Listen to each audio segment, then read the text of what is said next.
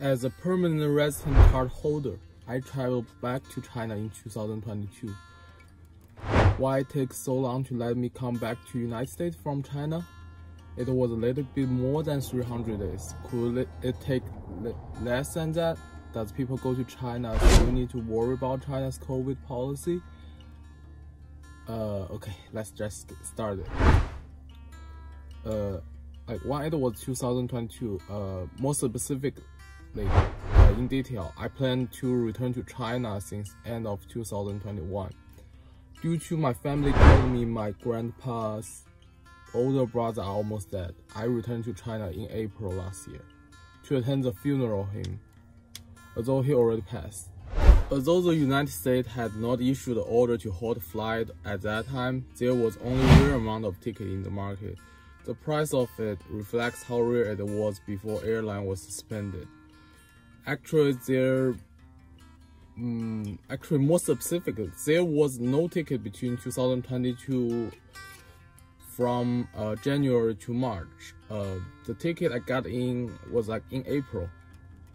But it will still need to be booked or to be booked to see if you have it. If it doesn't have it, then they doesn't have it. But luckily I get it. So the way I get it was one day an agent called me, they say, we have a one-way ticket going back to China at the beginning of April. It was a little expensive, 6,000 boxes, around 45,000 Chinese yuan. And they asked me, do you still want it? At that time, all I want to do is go into back. I just want to win back as soon as possible. So I typed in WeChat. I typed in WeChat. I said sure.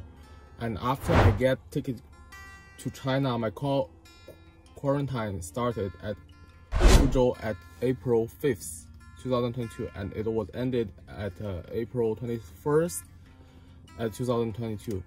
Originally, it was Shanghai. However, Shanghai was closed at that time. Whole Shanghai closed. No one can enter or out at that time. Then I traveled to Sichuan for another 7 days quarantine. It was a week, but I don't remember specific date. It was around the beginning of May. It was ended. And just as most of Chinese people for many years did not return to China, just as any people who haven't seen their family for 5 years, I want to stay at least 3 months because I paid a lot for that ticket, right? It would not worth it if you already quarantined for a month, then come back very next month. It doesn't make any sense. I wanted to return to United States in August last year. And when I was trying to book the ticket to return to the United States on the website, I didn't know why. I didn't know what happened at that time. Since you cannot Google it, you just cannot find any ticket on the website. But I found the reason why I come back to United States. Okay, so the reason why I cannot get the ticket at August 2022 was because Department of Transportation of United States issued a suspend order to suspend air carrier in China on June 1st, 2022. I continue to pay attention to the flight from China to United States, but unfortunately, due to the flight sanction, all ticket websites are not available. I know there was ticket flight back to United States at that time, but I also know it was really expensive and it's not sold publicly. You have to have contacting number with the person who sells it, and I don't know how to contact to them. Just like you don't know Google CEO's phone number, just like that. And even I could contact them, I probably would not buy it due to the price that was allegedly $30,000, around 200,000 Chinese yuan. my community was quarantined in October last year. China's epidemic prevention policy was still zero COVID policy, which means as long as there is an epidemic case in your town, the whole town needs to be quarantined, and sometimes even the surrounding areas of the town, you know. I lived in Suining City, Chuanshan District, which is Sichuan province at the time. I could search the internet for the place where I live in China at the time. And as a document to support my statement, I found dozens of pieces of information about regional blockades that exist on Chinese internet at the time.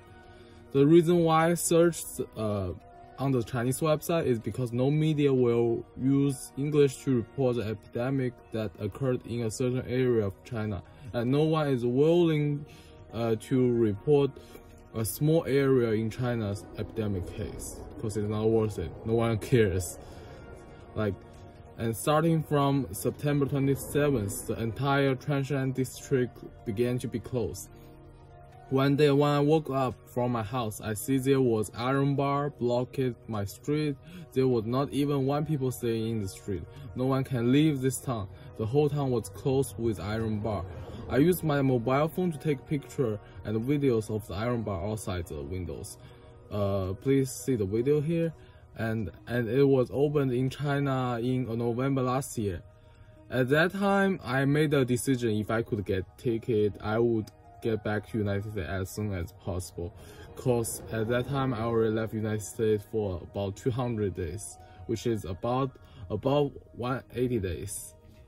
Just a tips: if you leave United States for more than 180 days, when you enter the United States at the customs next time, the customs have the right to decide whether they will take your green cards away if you are not a citizen of the United States. And if it's over 1 year, 360 days, they will just take it away. They will just take your green card away. And then probably send you back to where you originated from. And you guys must already be very curious, how could I come back to United States under those limited conditions? So at December, China began to change the COVID policy, like the zero COVID policy. At the end of 2022, the zero COVID policy that China have already kept for 3 years was changed. And one day in December 2022, I was being told government abandoned the zero COVID policy. I was like, oh my god, is that means I'm gonna come back to United States very next week? But it was not the case. Since COVID patients no longer need to be quarantined at home and do not need to wear a mask, then the outbreak of the epidemic in China occurred in just a few days. And on December 15, half a month later in 2022, the number of people infected in China will reach 800 million. 800 million. It's more than half population of the China. You need either to make a decision to go into the design hospital to test, are you infected of COVID? When you're being tested, you're definitely gonna keep very close touch with those infected people, like a lot of them, like very crowd hospital with the cases. We all know why it is crowded at this time. Or you can just stay at home just for safety reason, because you want to protect your elders in your family. Okay guys, so I made a decision. I just give up to pretending I was still infected of freaking COVID after very next week when China abandoned the zero COVID policy. The good thing is you don't have to report to any bureaucracy about your COVID, and you don't need to do this test for your nose and mouth every day. You know for a moment if it feels like you lost your privilege, why you don't need to do those things.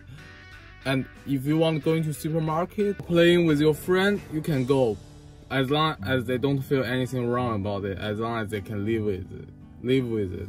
Think about it guys, on December 1st, 2022, there was not even 10 million people infected of COVID in China.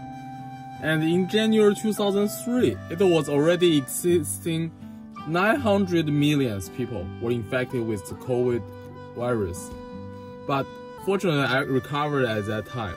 After China changed their policy, there became much more airline to the United States compared to before the policy wasn't changed at the end of 2022. Fortunately, I bought one on February 2023. It was like 6,000 Chinese yuan. It was not that bad. And finally, I get back to my home at February 8th, I believe. Okay guys, thanks for watching. That's about it for today. Good luck. Bye.